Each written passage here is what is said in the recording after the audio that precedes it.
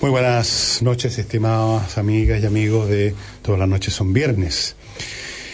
Ayer estuvimos examinando el tema de la guerra de inteligencia entre las potencias que intervinieron en la Segunda Guerra Mundial. Como ustedes recordarán, les recomendé un libro que trata de ese tema y del cual yo sé que la información que les di, un libro que se llama The Secret War, de Max Hastings. Quizás algunos de ustedes ya lo han ubicado en Amazon, ahí lo compré yo. Y les hice un resumen, más que resumen, una cosa mínima del libro, contando sobre la diferencia entre HUMINT, inteligencia humana derivada de personas que investigan, que reciben información directa y la transmiten directamente de algún modo, y SININT, inteligencia basada en señales de radio, ahora también supongo la información que transcurre en las redes digitales, Internet, todas esas cosas. Y les contamos que Rusia había basado básicamente su inteligencia en las redes humanas que tenía, no solo en Alemania, sino en los países occidentales. Han sido siempre muy exitosos en ese aspecto porque ellos invocaban la adherencia ideológica de mucha gente en aquellos años, especialmente en que no se revelaban en plenitud los crímenes asociados a ese régimen. Les contaba que los ingleses basaron su inteligencia en la Segunda Guerra en el análisis en haber reventado el código Enigma de los alemanes, para lo cual concentraron un montón de gente talentosa con capacidades analíticas en un lugar que se llamaba Bletchley Park. Les conté también que los americanos basaron básicamente su inteligencia en SININT, en detectar señales de radio. Naturalmente, los criptoanalistas lograron romper el código púrpura de los japoneses. Habían varias versiones del púrpura, pero simplifiquemos. Y esa fue la historia que les conté ayer. Y les conté que los alemanes habían tenido el peor sistema de inteligencia de la Segunda Guerra Mundial.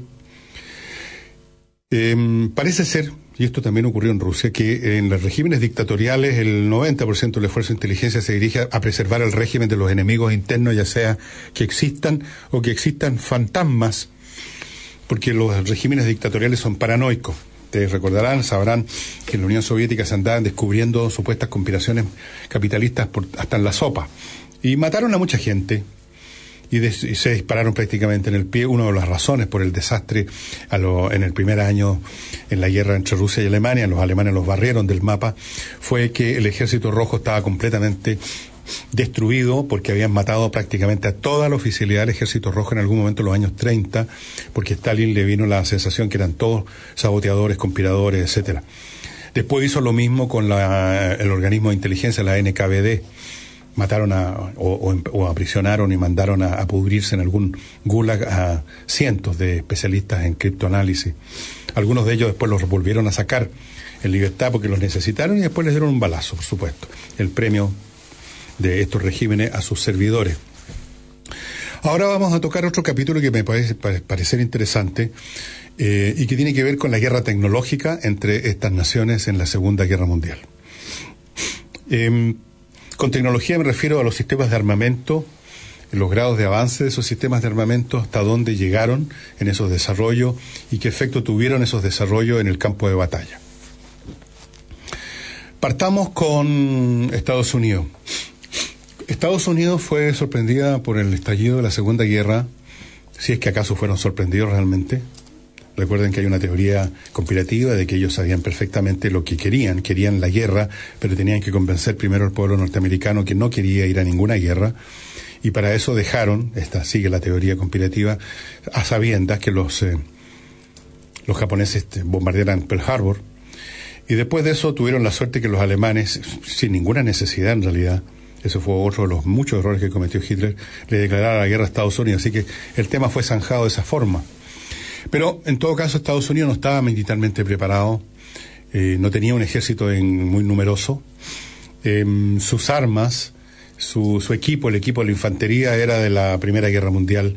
Usaban todavía el casco al principio de la Primera Guerra Mundial, que es como el casco inglés, una cosa bien media ridícula. Tienen un problema con los sombreros, con la cosa que cubre la cabeza los británicos, parece. Usaban el mismo rifle de cerrojo, el Springfield, de la Primera Guerra Mundial. Si ustedes ven películas en que están en que están bien hechas, que toman en cuenta los factores históricos. Ustedes van a ver que el soldado del año 40 o antes es distinto al que vemos después, cuando ya la guerra se ha iniciado en forma.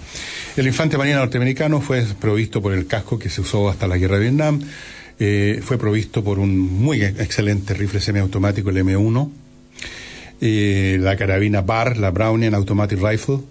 Ese es un arma que ustedes vieron en la película Buscando al Soldado Ryan, ese BAR, que es una especie de, aquí la gente llama metralleta, eso, pero no es una metralleta, es un rifle automático. Y fueron provistos del peor tanque, uno de los peores tanques de la Segunda Guerra Mundial, que fue el Sherman, el tanque que ustedes ven también en todas las películas. Pero en esto se refleja una mentalidad y una filosofía política, militar, industrial de Estados Unidos que puso en práctica en la Segunda Guerra Mundial. Para los norteamericanos, la cuestión fundamental, la ventaja fundamental que tenían los norteamericanos en todo orden de cosas era su enorme poderío industrial y la capacidad que tenían para producir en cantidades infinitas prácticamente cualquier cosa. Entonces, cuando se diseña este tanque, el Sherman, un tanque mediano, con un blindaje más o menos, con un cañón corto de 75 milímetros sin mucha capacidad de penetración, se pensó, este va a ser un tanque de apoyo a la infantería, va a disparar granadas antipersonales, o sea, explosivas básicamente, y vamos a producirlo en tan grandes números, y va a ser tan rápido que nos va a servir como la caballería para flanquear posiciones enemigas, para destruir nidos de ametralladora o fortificaciones menores, etcétera. Esa fue la filosofía, y lo produjeron en cantidades industriales, docenas de miles de tanques. Lo mismo en la Fuerza Aérea. Estados Unidos partió con aviones muy inferiores a los Zero japoneses. Los Zero realmente se dieron un festín con los aviones americanos, que eran más lentos, pesados, de difícil maniobra. En la guerra aérea, en el combate aéreo, en esa época en que el combate aéreo no era con misiles disparados desde muchos kilómetros de distancia, sino que era con ametralladoras o cañones montados en el avión, la cuestión de la maniobrabilidad para ponerse en una posición de ventaja, para dispararle al otro o para eludir al otro, es esencial. Los americanos partieron con aviones que no estaban a la altura de los Zero y sufrieron en consecuencia. Esa era la situación de los americanos, que no cambió mucho, salvo en el campo aéreo, donde sí, finalmente, al final casi de la guerra en el año 44, produjeron un excelente avión de combate, el Mustang P-51, que fue incluso superior al Messerschmitt 109 de los alemanes, y solamente fue empatado por un avión alemán de motor, ¿cómo se llaman estos motores con los que están en circular los pistones? Bueno, ese tipo de motor. Solamente en ese campo, y por supuesto, bueno, los norteamericanos fueron los que produjeron la bomba atómica, la arma decisiva al final. Pero para campo de batalla, los americanos se basaron básicamente en la producción en masa. Los americanos eran, y como son, o eran en esa época, ahora ya no lo son tanto, una gran potencia industrial. Ellos, en muy poco tiempo, y ahí hubo una gran genialidad en la administración logística de la guerra por parte de los norteamericanos, rápidamente convirtieron las fábricas de automóviles en fábricas de material bélico. Y la misma productividad con que sacaban un auto por cada pocos segundos, la pusieron al servicio de sacar un tanque cada pocos minutos. Esa fue la filosofía norteamericana, la producción en masa, todo en grandes cantidades. Vamos a los rusos ahora. La tecnología rusa en esa época como ahora es bastante tosca, siempre va por detrás, en general, no siempre, es la tecnología occidental. Pero, y al principio de la guerra, fueron barridos del campo de batalla porque sus tanques, sus elementos blindados y sus aviones no tenían comparación con el material alemán, del cual ya hablaremos más adelante. Fueron barridos del mapa. Pero después supieron empatar muy bien la situación. Los rusos fueron bastante ayudados por la ayuda norteamericana, no tanto en tanques, porque los tanques americanos, como digo, eran muy mediocres, pero sí en camiones. Fíjense ustedes lo importante que es el camión en una guerra moderna y en espacios enormes como los de Rusia. Los camiones que entregaron por el número de miles los norteamericanos a Rusia en el puerto de Arcángel sirvieron para muchas de las grandes operaciones militares de la contraofensiva rusa, para trasladar rápidamente de un lugar a otro divisiones completas. Eso es esencial en una guerra de movimiento, en que ya las partes están maniobrando en el campo de batalla. Así que fue muy importante. Pero los rusos, por su propia cuenta, lograron desarrollar armamentos muy interesantes. El tanque T-34, por ejemplo, es un tanque que produjo una gran conmoción y trauma en los alemanes cuando lo vieron aparecer en el campo de batalla, porque era muy superior a los tanques que en ese momento estaban usando los alemanes. Estoy hablando hasta el año 42 más o menos. El tanque alemán, ya lo vamos a hablar de ellos, se vio superado por el T-34, que era muy simple de construcción, como todas las cosas que hacen los rusos, producido también en masa. La tosquedad, entre paréntesis, de los tanques rusos era tal que no tenían sistemas de comunicación, de manera que los tanques tenían que comunicarse entre sí con el capitán del tanque, usando unas banderas, como la comunicación de los barcos en la antigüedad. No tenían sistemas de radio para comunicarse con otros tanques, no podían coordinarse adecuadamente. Normalmente las tácticas de las unidades de tanques blindadas rusas eran simplemente atacar frontalmente, con los efectos que ya vamos a ver más adelante. También con el tiempo, los rusos desarrollaron efectivos aviones de combate para emparejar la cancha con los alemanes. O sea, los rusos supieron responder al desafío, a costa, por supuesto, de los trabajadores de las fábricas rusas, que literalmente se caían muertos arriba de los tornos. El concepto de héroe del trabajo, por ejemplo, se inicia en esa época. Héroe del trabajo era un tipo que estaba a lo mejor 20 horas seguidas hasta que se caía muerto, desmayado. Ese era un héroe del trabajo. En esto, como en muchas cosas, el sistema comunista, que teóricamente está diseñado para llevar a la gente al paraíso, a la libertad, a la prosperidad, al amor y todo eso, es uno de los que más ha explotado a las masas trabajadoras de la historia. Explotó a los agricultores de la época, y a los que no cumplían con las cuotas de producción tenían sus días contados. Explotó a los obreros de la industria y desde luego explotó a los soldados. La táctica básica de los rusos, la táctica de infantería básica de los rusos en toda la guerra, no solo al principio, fue simplemente echar a correr hacia adelante, hacia las posiciones alemanas, su gente, en grandes masas. Ni siquiera, sobre todo al principio, estoy hablando de los primeros 2 años de la guerra más o menos, ni siquiera estaban todos estos soldados provistos de rifles.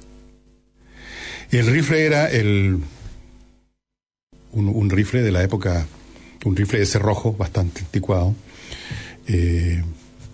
Entonces avanzaban en masa, eran diezmados por la infantería alemana, y los que iban sin armas recogían las de los que habían caído delante, y así sucesivamente. El ataque frontal en masas de tanque, en masas de infantería, esa fue la táctica rusa durante toda la guerra, y por eso que ellos sufrieron más víctimas que nadie.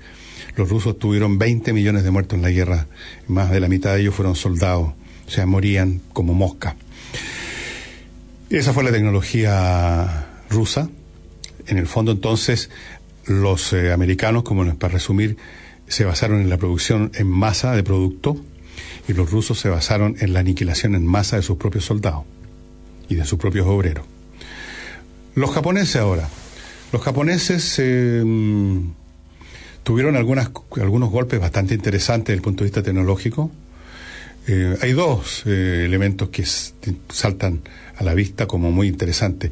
Uno es el Zero, el avión Zero, el caza japonés, muy eficiente, era un avión muy liviano. El piloto no tenía atrás, como es en los aviones americanos de entonces y de ahora, un blindaje para proteger su espalda y cabeza. El blindaje era pesado, no tenían blindaje, no tenían mucha protección, los aviones eran muy livianos, pero eran muy rápidos y maniobrables, y fueron victoriosos casi siempre al principio de la guerra, hasta que los americanos desarrollaron aviones aún mejores, mucho mejores. Y un segundo elemento tecnológico que desarrollaron los japoneses fue el torpedo lanza, que llamaron. Él fue el que se usó en Pearl Harbor, un torpedo muy rápido, muy potente, con una carga explosiva muy grande. Por lo menos creo que eran 500 kilos de alto explosivo, trotil probablemente, o alguna variante de ese explosivo. Pero sin embargo no desarrollaron para nada otras tecnologías, como por ejemplo el radar. Es impresionante, pero no desarrollaron el radar. Es curioso que los japoneses no desarrollaran el radar. O sea, por ejemplo, su marina dependía absolutamente de la óptica.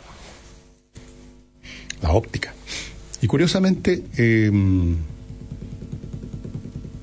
tampoco los alemanes desarrollaron mucho el radar en barcos. Desarrollaron el radar, sí, para los aviones de combate nocturno especialmente. Había un avión especial, el Heinkel 110, que tenía si ustedes ven fotografía, tenía adelante en la punta, en el cono del avión, un montón como de rejillas, que era el sistema de radar para ubicar en la noche, que no se ve nada, a los aviones, a los bombarderos que querían derribar. Y también tenía un sistema de varios tipos de radares, los Freya y otros, con otros nombres que no recuerdo, para detectar las invasiones de las flotillas de bombarderos aliados. En el punto de vista marino, la Marina del Tercer Reich gastó una enorme cantidad de acero y recursos en construir una flota de barcos de batalla que realmente le sirvieron de muy poco. Eso fue otro de los errores que cometieron los alemanes.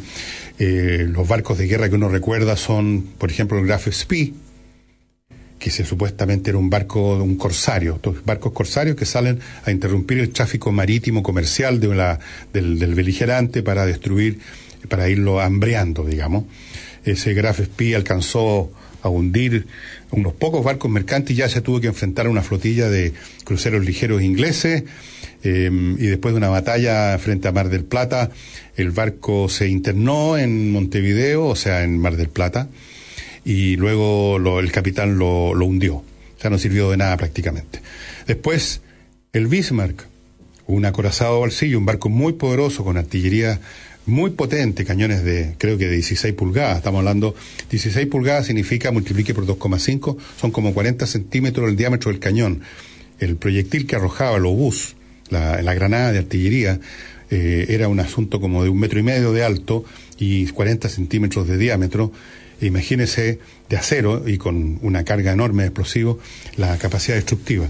Pero ese Bismarck no sirvió de mucho, salió a navegar finalmente, logró destruir, junto con su compañero, iba con otro barco de batalla, un portaaviones menor de los ingleses. Luego, en una famosa batalla, que ustedes pueden ver la historia del Bismarck, la pueden ver en una película que se llama Hundan el Bismarck, que ustedes la encuentran en YouTube, una película muy interesante del año 60. Luego destruyó el Hood, que era el acorazado más importante de los ingleses en una batalla que duró muy pocos minutos.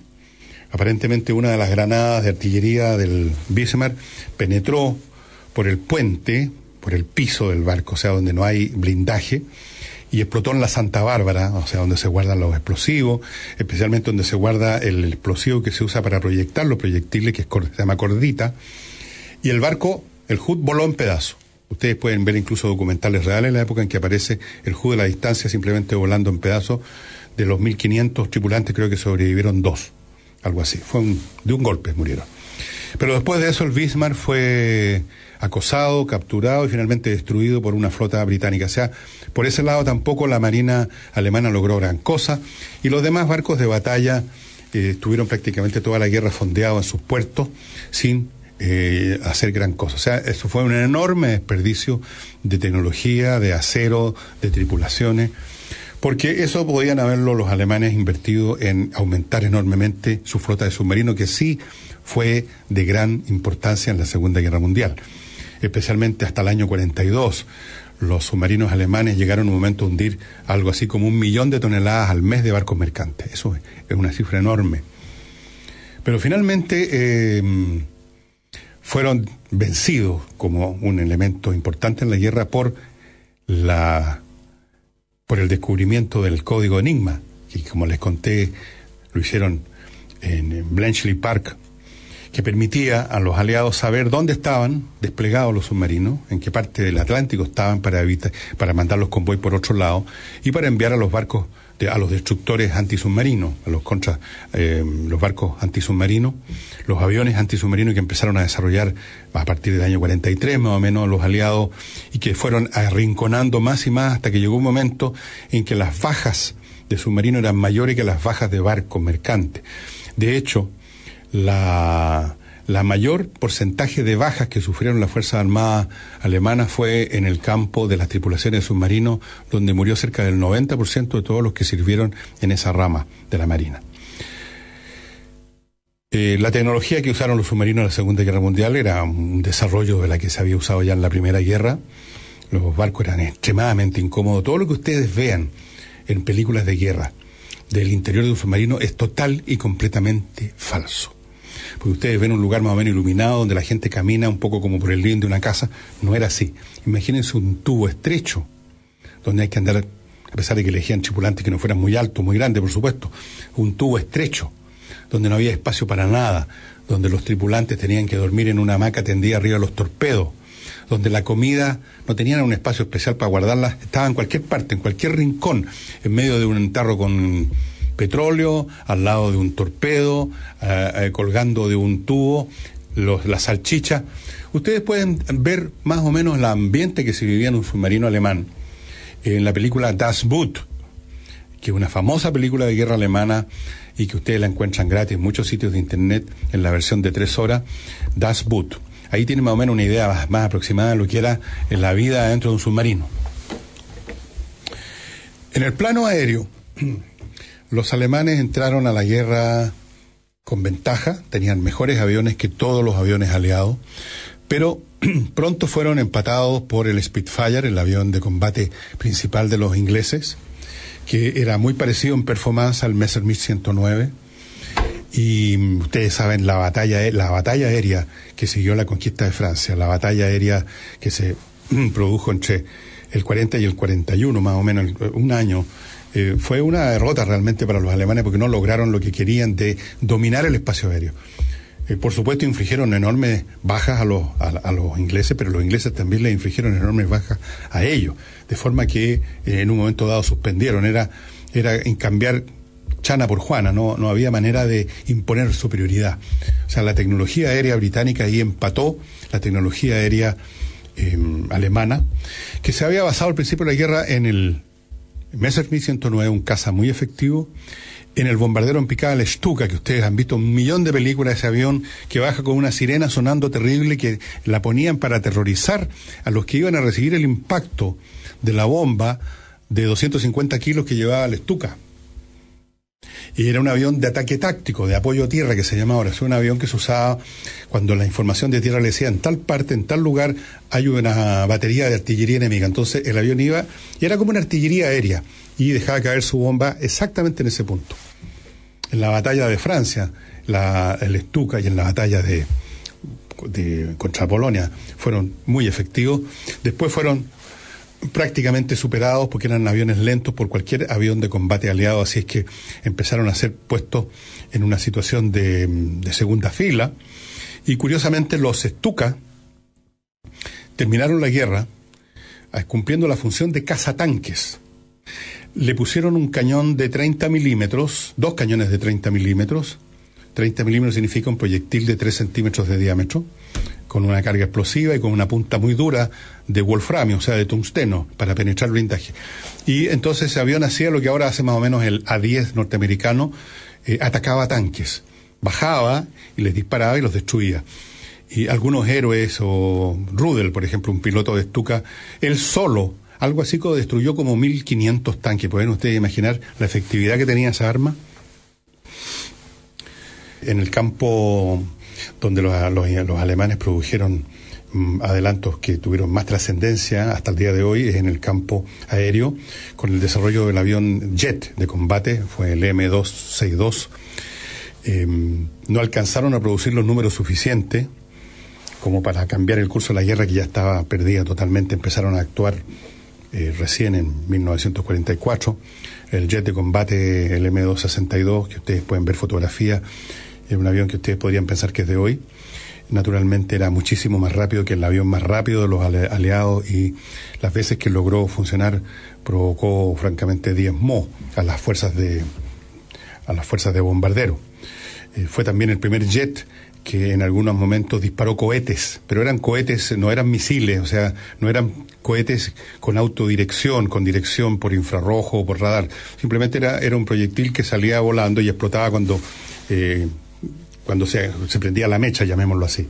Entonces llegaban estos jets, disparaban sus cohetes en medio de una formación de bombarderos, producían algunas bajas, producían un desorden y luego llegaban como pájaros carniceros a dejar la crema. Pero no fueron suficientes, llegaron muy tarde y no pudieron cambiar el curso de la guerra. Más todavía importante, con proyecciones hasta el día de hoy, fueron las B-1 y las B-2. La B-1 es el padre o la madre o el abuelo, si ustedes quieren, del crucero, del misil crucero, del Tomahawk que ustedes que usan los norteamericanos, que es este proyectil, una bomba que va volando no a una velocidad supersónica, tiene sistemas de guía sumamente sofisticados y llega preciso al blanco y ahí hace estallar su carga, digamos, útil, que se llama la carga explosiva. La B-1 no tenía toda esa sofisticación, tenía un motor de reacción intermitente, que iba haciendo pap, pap, pap, pap. No volaba tan rápido y no tenía otro sistema de guía que el hecho de que era apuntado hacia el blanco, por ejemplo Londres, y se le ponía y se graduaba el motor de tal manera de que se iba a agotar su combustible justo cuando estuviera encima de la ciudad. Como las ciudades son grandes, más o menos podían acertar y de hecho produjeron grandes daños en Londres. Y luego tenemos el desarrollo más importante de todo, que es la B-2, que es un cohete. Ese no podía ser interceptado como la B-1. A la B-1 la podían interceptar a veces con aviones y a veces con artillería antiaérea, porque era como un avión que iba volando, más o menos rápido, pero no tan rápido. Pero la B-1 no había manera.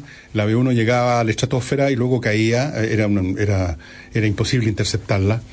Y traía una carga de 1 tonelada de alto explosivo, dejaba la crema donde caía. Pero la B-1 fue desarrollada y la B-2 por Wernher von Braun, que eventualmente junto con otros ingenieros y científicos fue llevado a Estados Unidos a desarrollar los proyectos de la NASA. Wernher von Braun es uno de los inspiradores de los proyectos Saturno y todos los proyectos de cohetería y de misiles de Estados Unidos. Ese fue también un adelanto. Y un poquito antes que terminara la guerra, los alemanes, que tienen una enorme instalación, institucionalidad científica, estaban desarrollando la B-3, que iba a ser un cohete capaz de llegar hasta Nueva York, o sea, un cohete intercontinental. Y desde luego estaban desarrollando, pero no tuvieron los medios económicos suficientes, la bomba atómica. Tenían ahí un genio científico que es Heisenberg, que trató de seguir un camino distinto al de Estados Unidos. Estados Unidos produjeron la bomba atómica no solo porque tenían los científicos adecuados, como los tenía también Alemania, sino por la capacidad económica, la capacidad de los norteamericanos para instalar en una escala gigantesca cualquier iniciativa. Donde se desarrolló la bomba atómica en Estados Unidos, que era un lugar secreto, resguardado, casi nadie podía entrar o salir, era una instalación industrial tan grande como Detroit.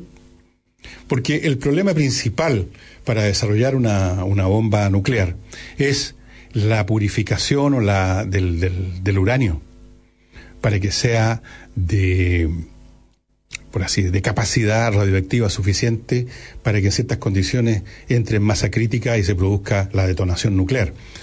Para eso, el mineral original, el uranio, tiene que ser purificado hasta que llegue a quedar solamente un componente de uranio puro. No puede estar mezclado con otras cosas porque entonces su radioactividad se neutraliza constantemente con las materias que la rodean. Esas instalaciones en esa escala, por ejemplo, centrifugadoras, para ir separando el uranio de los otros minerales, nunca las desarrollaron los alemanes, a Dios gracias. Así que el gran desarrollo y aporte que quedó para la humanidad en medio de la destrucción y los salvajismos de la guerra fue podríamos llamar, la astronáutica. Los cohetes B-2 y toda la tecnología que eso suponía en el desarrollo del sistema de dirección. La B-2 sí ya tenía un sistema de dirección mucho más sofisticado, no era meramente apuntarlo como quien apunta un arco y flecha más o menos en la dirección del blanco, tenía un giróscopo. Hasta el momento en que los alemanes desarrollaron la tecnología de dirección por giróscopo, a nadie se le había ocurrido. Algunos científicos creían que un cohete simplemente iba a subir y luego caer ahí mismo de donde lo habían disparado. O iba a caer siguiendo una trayectoria balística mecánica, como cuando uno dispara una bala y hace una curva hasta que topa en el suelo. Esos fueron los grandes desarrollos de la tecnología, digamos, destructiva, directamente destructiva. Tenemos también el desarrollo, diría yo, del precursor de las computadoras con la máquina que construyó Turing, la bomba. Tenemos el desarrollo de la guerra electrónica con los radares. Tenemos el desarrollo, en fin, de los aviones de combate, los jet, con el M262, que era un avión realmente espectacular. Y si hay algunos otros desarrollos tecnológicos importantes, bueno, como ustedes saben, porque vieron una película quizá que se llamaba Fury, no hace mucho que trabajaba Brad Pitt, en el campo de los blindados, los alemanes finalmente desarrollaron un tanque que era muy superior a todo lo que tenían los rusos, los norteamericanos y todo el mundo, que era el Tiger, el Tigre. El Tiger disparaba un proyectil a mucho más distancia, con capacidad de penetración, a mucho más distancia que los tanques Sherman. Tenía un cañón de 88 milímetros, mucho más poderoso. Era el mismo cañón que usaban como elemento antiaéreo y el mismo cañón que usaban como elemento antitanque. Lo instalaron adentro de un chasis especial, que es el Tiger, y con ese cañón tremendamente efectivo, el mejor que se produjo en la Segunda Guerra Mundial, infligieron tremendas bajas a los tanques rusos y americanos. Pero, y esto es una especie de regla que se dio en toda la guerra, siempre se impone en la guerra el número a la calidad. Los tanques Tiger podían, mientras disparaban, echarse 3, 4, 5 o 10 tanques enemigos, pero finalmente el tanque número 12 se acercaba lo suficiente para destruirlo, o varios tanques. Era como la lucha de un escorpión con hormigas, si ustedes quieren. El escorpión puede matar muchas hormigas, pero al final se impone en la masa. Y con esto vamos llegando al final de este programa que hemos dedicado a un poco, por supuesto que hay mucho más por hablar, a la tecnología que se desarrolló en la Segunda Guerra Mundial, algunas de las cuales nos acompañan hoy día, como los radares de la guerra electrónica, los cohetes cruceros, que vienen de los V1, toda la cohetería de gran alcance que viene del V2, y toda la informática que viene de las primeras máquinas que desarrolló, las bombas que desarrolló Turing, y que es el desarrollador además de los primeros axiomas o paradigmas informáticos, que ya hablaremos algún día de Turing con más detalle, quizás mañana o pasado.